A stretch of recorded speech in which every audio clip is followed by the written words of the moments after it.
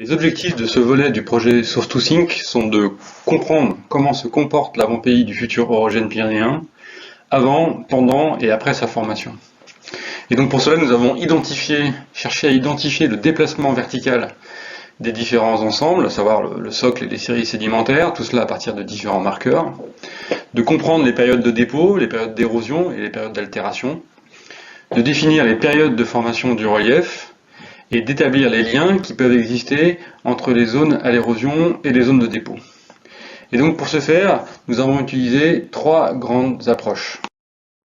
La première concerne la caractérisation de l'histoire thermique des échantillons du socle pour définir leur déplacement vertical et caractériser leur érosion. La seconde concerne la définition des surfaces d'aplanissement et des périodes de formation des reliefs, à partir notamment de l'étude des reliefs actuels. Et enfin, la troisième approche que nous avons réalisée correspond à la synthèse des données de bassin pour définir la nature des roches, leur paléographie et comprendre le fonctionnement de ces bassins, identifier les signaux principaux qui les ont façonnés, à savoir la tectonique, le climat ou d'autres éléments. Donc je vais commencer par vous présenter les résultats obtenus concernant l'histoire thermique de cette région. Environ 150 échantillons de surface ont été considérés pour cette étude de stratification sur apatite, la majorité des données correspondant à des données originales acquises dans le cadre de ce projet. Donc comme vous pouvez le voir, les échantillons sont dispersés sur l'ensemble du massif central et les âges obtenus sont produits sur cette carte. Donc je rappelle que les âges stratification correspondent à l'intégrale du temps qui s'est écoulé pour des températures inférieures à 120 degrés. Et donc vous voyez que la majorité des échantillons ont des âges compris entre 170 et 80 millions d'années, ce qui illustre que cette période est centrale dans l'histoire de cette région. Donc des âges plus vieux sont obtenus en allant vers le nord, donc au nord-ouest dans le secteur du Limousin et dans la bordure sud du massif armoricain, et également au nord-est avec le massif du Morvan qui montre des résultats très différents et en plus général plus vieux. Donc il est à noter que les âges stratification cohérents avec une histoire simple, voyant les échantillons du socle du massif central être à la surface depuis le Trias, seraient compris entre 250 et 300 millions d'années, ce qui n'existe pas ou très peu, ce qui est exceptionnel pour cette région. Afin de dégager une histoire thermique de ces données, il faut procéder à la modélisation inverse, et donc elle a été réalisée à l'aide du logiciel Qtqt et du modèle cinétique de Ketcham 2007. Donc vous voyez sur cette image deux exemples de chemins temps-température obtenus compatibles avec les données. Donc le temps se déroule de la gauche vers la droite et la température augmente vers le bas. Donc tous les espaces ont été explorés et les chemins les plus compatibles avec les données sont représentés en rouge, donc les parties blanches correspondant à des domaines dans lesquels le modèle n'est pas en accord avec les données. Donc l'accord entre données et modèles peut être estimé notamment par la reproduction de l'histogramme de distribution de longueur des traces, et il apparaît ainsi que pour ces deux échantillons un événement thermique majeur qui a eu lieu soit au cours du Jurassique supérieur, soit au cours du Crétacé inférieur. Donc si on modélise toutes ces données et que l'on associe les données régionalement, on arrive à cette conclusion. Donc la plupart des domaines montrent un événement thermique au Jurassique supérieur ou au Crétacé inférieur, à l'exception du Limousin et de la Vendée, et également du Morvan. Donc notamment, le Morvan traduit une érosion à la limite Crétacé supérieur tertiaire, et par des températures plus faibles que les autres domaines, à l'exception de la Vendée. Donc cette modélisation peut être réalisée en fixant des contraintes, par exemple en fixant des âges d'exposition des roches du socle du massif central, et vous avez donc sur l'image en bas à droite les résultats de cette modélisation avec les contraintes, et on voit que les histoires sont sensiblement les mêmes que celles obtenues au-dessus, même si elles sont plus réalistes avec les données géologiques et géomorphologiques qui seront introduites tout à l'heure par Julien Baptiste. Ces résultats peuvent être projetés en carte. Ici, vous voyez l'âge de la perturbation principale, c'est-à-dire l'âge du refroidissement principal. Donc, comme attendu avec les données, tout le sud et le centre du massif central montrent un épisode de refroidissement au Crétacé inférieur ou à la limite avec le Jurassique supérieur. Le nord-ouest, le Limousin, montre un épisode plus précoce, avec un refroidissement au cours du Jurassique moyen. Et enfin, le nord et l'est du massif central, donc le nord, le Morvan, montre un événement plus récent, à la limite entre le Crétacé et le Tertiaire. Si on regarde l'amplitude du refroidissement de l'élément thermique principal, il apparaît que le refroidissement au Crétacé inférieur est important au sud et au centre, avec un delta de température de l'ordre de 80-90 degrés. Ce delta est plus limité au nord-ouest, dans le Limousin, avec des valeurs comprises entre 60 et 70 degrés, et encore plus limité dans le Morvan, avec des deltas de température inférieurs à 50 degrés. Si on regarde un petit peu l'articulation des grands domaines qui ont été définis à partir de ces histoires thermiques, on constate qu'il existe une relation assez bonne avec des grandes structures dans le socle varisque qui peuvent être imagées par la gravimétrie. Pour conclure, quelle peut être l'origine de cet événement thermique? Donc, trois hypothèses sont classiquement avancées. Donc, une augmentation du flux géothermique associée à une érosion limitée, une circulation de fluides chauds en déséquilibre thermique. Bon, je pense que cette hypothèse n'est pas très réaliste à l'échelle du Massif central. Et enfin, une troisième hypothèse correspond à l'érosion des séries correspondant à du socle ou à des séries sédimentaires. Donc des contraintes morphologiques et sédimentaires attestent que la plupart des terrains érodés correspondent à des terrains sédimentaires. Ainsi, par exemple, sur cette coupe nord-sud qui traverse le bassin de Paris et le Limousin, il apparaît que des surfaces sont préservées ainsi que des dépôts sédimentaires et qu'il est possible de reconstituer une emprise beaucoup plus importante du bassin de Paris au cours du temps et notamment au Jurassique. Les conclusions de son travail sont les suivantes. Donc, à la fin du Jurassique supérieur et au Crétacé inférieur, il n'y a pas de relief dans le futur avant-pays pyrénéen.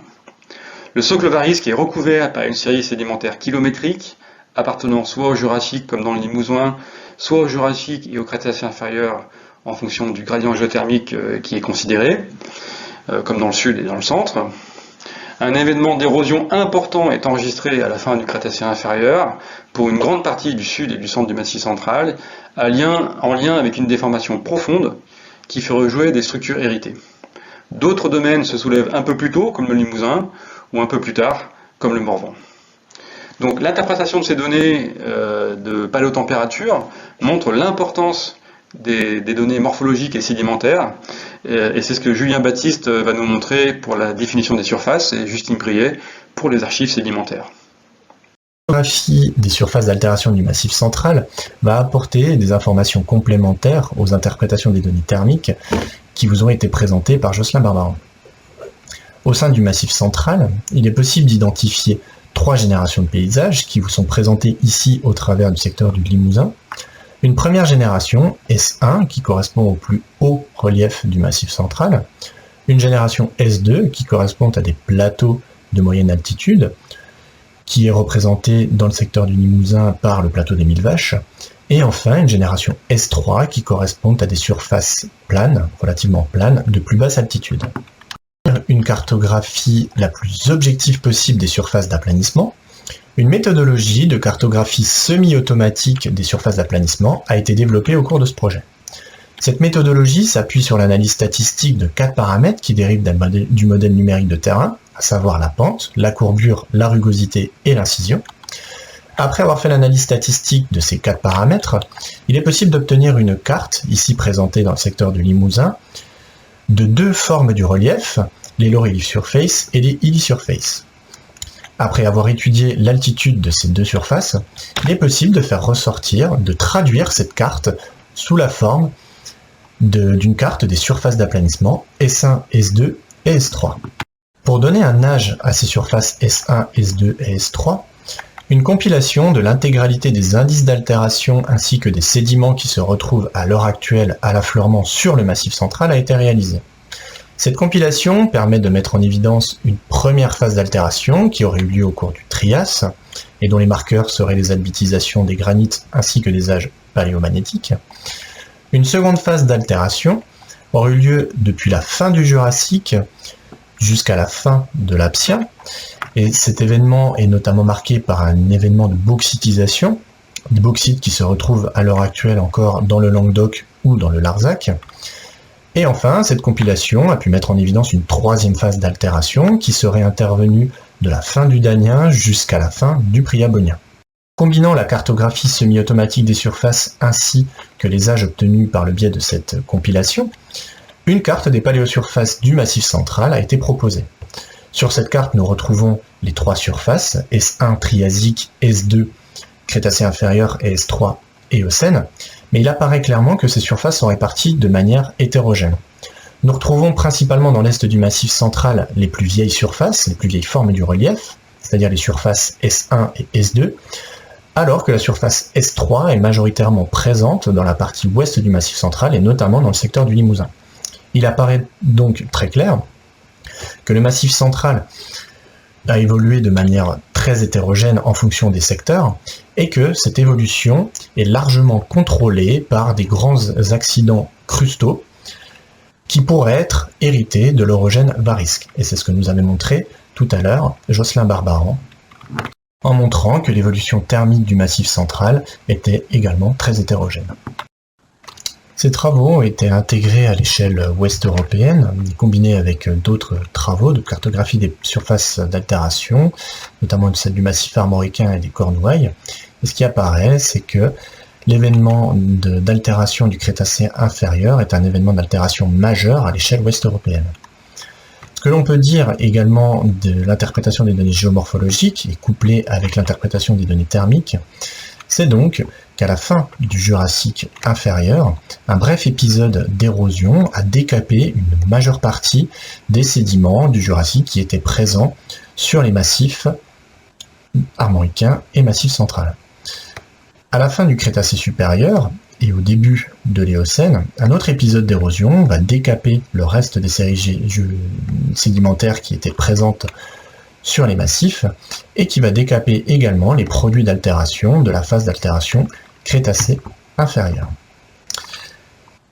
Il est à noter que la partie limousine va être décapée beaucoup plus tôt et c'est pourquoi nous retrouvons cette surface S3 majoritairement à cet endroit et c'est même dans cette zone où les profils d'altération vont être décapés. Donc il va y avoir un apport du socle majeur dans la partie limousine. Les résultats donc des analyses géomorphologiques et des interprétations des données thermiques, de l'évolution thermique du Massif central, apportent donc une meilleure compréhension du système source dans le domaine de Farfield. Et c'est maintenant Justine Briet qui va vous parler de l'évolution des bassins sédimentaires et qui va intégrer le tout dans un système source-to-sink à l'échelle ouest européenne. Bonjour à tous, donc Jocelyn et Julien vous ont présenté la partie source. Je prends le relais pour vous présenter les différentes cartes de synthèse qui intègrent évidemment la partie source mais aussi la partie sink, donc la partie bassin avec les différents environnements de dépôt, les systèmes de routage, les divides ou encore la structurale. Donc au cours de ce projet, nous avons réalisé 5 cartes de synthèse qui retracent l'évolution anté, early et synorogénique. Et aujourd'hui, je vais vous présenter 3 cartes, celle du barémien, celle de l'yprésien et celle du bartonien. Donc voici la carte du barémien, donc qui représente le stade antéorogénique et qui s'inscrit dans un contexte extensif. Cette carte, elle image en partie la déformation du Crétacé inférieur qui a été déjà évoquée par Jocelyn et par Julien. Et cette déformation, elle s'enregistre par l'exhumation et l'émergence de certains domaines qui ont été précédemment recouverts par la couverture jurassique. Ces différents domaines correspondent notamment à l'ouest du Massif central, au domaine armoricain, le domaine des Cornouailles ou encore l'axe Brabant-Ardennes. Ces différents domaines, ils sont affectés au cours du Crétacé inférieur par une altération latéritique très intense et ils correspondent également à différents paléodivides qui vont séparer les zones de bassin, notamment le sink du bassin de Paris qui est ouvert sur le domaine tétisien ou encore le sink des approches de l'ouest. Pour mieux caractériser la déformation du Crétacé inférieur, nous avons réalisé un écorché sous la discontinuité de l'Aptien qui montre d'une part que le Jurassique qui est représenté ici en bleu a été en grande partie décapé sur les différents massifs ici, donc au Crétacé inférieur, et d'autre part que l'amplitude variable des mouvements verticaux a été accommodée en partie par ces grandes structures héritées, ces grandes structures varisques. Donc après cette déformation crétacée inférieure, on a une période plutôt de calme puisqu'on va avoir une sédimentation crétacée supérieure qui va venir sceller cette structuration. On va faire maintenant un saut dans le temps puisque je vais vous présenter la carte de l'Yprésien, donc qui correspond au stade early orogénique. Donc sur cette carte, nous avons représenté les différentes paléosurfaces. Donc la S1 et la S2 sont représentées par cette couleur jaune et la S3 qui est la surface la plus jeune, la surface éocène, est représentée par la couleur rouge et elle est considérée comme étant active à l'Yprésien et elle correspond à une source potentielle pour les différents bassins. Si l'on ajoute la paléogéographie et la structurale, ce qu'on remarque, c'est que dans tout le domaine intraplaque, on n'observe pas ou très peu de déformations, excepté dans le rétrofortland pyrénéen ici. En termes de paléogéographie, nous avons identifié une multitude de systèmes distributaires fluviatiles, représentés ici en vert, qui vont alimenter deux grandes zones de sync, notamment le sync bassin de Paris, bassin de Dieppe-Hampshire, qui sont tous les deux connectés au sync de la mer du Nord, et le sync bassin aquitain, ici, qui est clairement alimenté par le Massif central, mais aussi par la partie est de la chaîne qui est en cours de construction. Donc on a deux grands syncs séparés par un paléodivide ici qui est orienté nord-ouest-sud-ouest. En termes de production de sédiments au cours de l'Yprésien, la série sédimentaire est très riche en kaol et en quartz, ce qui signifie qu'on va commencer à partir de l'Yprésien à décaper les profils d'altération du socle. Je passe maintenant au Bartonien, donc au stade sain orogénique. Sur cette carte, nous avons positionné les différentes paléosurfaces.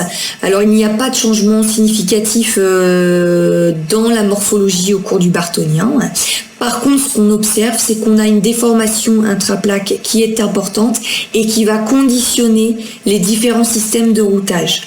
Cette déformation, elle s'exprime à la fois par des grands systèmes décrochants représentés ici en rouge et à la fois par des systèmes inverses ici représentés en noir qui viennent se brancher sur ces axes décrochants. S'ajoute à cela l'ouverture de plusieurs petits bassins en poule à part ici qui sont représentés par les différents cercles sur la carte. Ces différentes structures ici correspondent à des structures de socle puisqu'elles délimitent en fait différents blocs varisques. Cela a été mis en évidence puisque ces différentes structures en fait présentent une corrélation assez forte avec les grandes discontinuités géophysiques qu'on peut voir sur les cartes gravimétriques. Ce qui implique que au cours de la déformation intraplaque là, du Bartonien, on va impliquer le socle, ce qui pose quand même la question sur la façon dont l'orogène est couplé au Fortland et comment également les contraintes sont transmises à travers le domaine intraplaque et dans un socle hétérogène. Cette déformation, elle s'exprime de manière différente selon les endroits. Par exemple, dans la partie ouest du Massif central, on observe une déformation très distribuée avec des petits bassins en poule à part avortés, alors que dans la partie est du Massif central, on a une déformation localisée sur différentes structures avec l'ouverture donc des bassins en poule à part qui sont plus matures et qui correspondent, on va dire, au stade initial des différents rifts ouest européens. Et on observe également des structures ici qu'on va réactiver en des structures inverses, notamment la structure de l'Artois ou encore la structure de l'île de Wight. Cette déformation, elle va avoir un impact fondamental sur les systèmes de routage, notamment ici dans la partie nord où la réactivation de la structure de l'Artois va déconnecter le système source-to-sink mer du Nord du système bassin de Paris, bassin de Dieppe-Hampshire. Et enfin, une seconde conséquences, on va dire, de cette structuration, concernant le Massif central. Le Massif central était considéré comme une seule entité à l'Yprésien. Par contre, au Bartholien, il va être segmenté en plusieurs domaines. On va avoir l'ouverture de ces différents bassins en poule à part qui vont piéger une grande partie du stock sédimentaire. Ce qui a pour effet qu'on va diminuer l'export de ces différents massifs, on va diminuer l'export sédimentaire dans les différents grands bassins adjacents. Donc au cours du Bartholien, nous avons 3 zones de sink qui sont séparées par 2 paléodivides ici, orientés toujours nord-ouest-sud-est et qui correspondent au paléodivide Crétacé inférieur. Je conclus maintenant pour ce volet Source to Sink Far Field. Donc en termes de déformation intraplaque, nous avons observé qu'on allait réactiver de manière un peu systématique l'héritage, aussi bien au cours du Crétacé inférieur que pendant le Bartholien, donc en contexte extensif et en contexte compressif. Les différentes, pendant la période qu'on a regardée, la période synorogénique, on a observé une déformation intraplaque importante, mais qui s'enregistre seulement à partir du stade collisionnel, c'est-à-dire à partir du Bartholien. Et cette déformation, elle va s'enregistrer sur une période de temps très courte, puisqu'elle va s'enregistrer entre le Bartholien et le Préabonien, donc sur une période de 6 millions d'années. Cette déformation également en domaine intraplaque, elle ne s'observe pas de manière graduelle dans le temps et dans l'espace, puisqu'on identifie que ces différentes structures sont réactivées en même temps sur tout ce domaine. Enfin, pour les conclusions d'ordre source to sink, pendant toute l'évolution de ce domaine intraplaque, finalement, on va créer peu de relief et on va éroder peu de socle, ce qui implique d'une part un recyclage important et d'autre part qu'on va avoir peu ou pas de nouveaux sédiments dans les différents bassins. Donc ce qui va avoir un impact assez fondamental sur la qualité des réservoirs. Nous avons également mis en évidence que les grandes modifications de systèmes de routage s'effectuaient pendant les différents événements géodynamiques. C'est le cas notamment au Crétacé inférieur ou encore au Bartholien. Ouais. Et enfin, je termine sur le climat, qui a été peu discuté pour le moment, mais qui fait partie des grandes conclusions de ce volet. Le climat, en fait, va moduler ces systèmes de routage, mais sur des échelles de temps beaucoup plus courtes, et le climat va également influencer la nature des sédiments. Merci à tous et merci à toute l'équipe Source to Sink Far Field.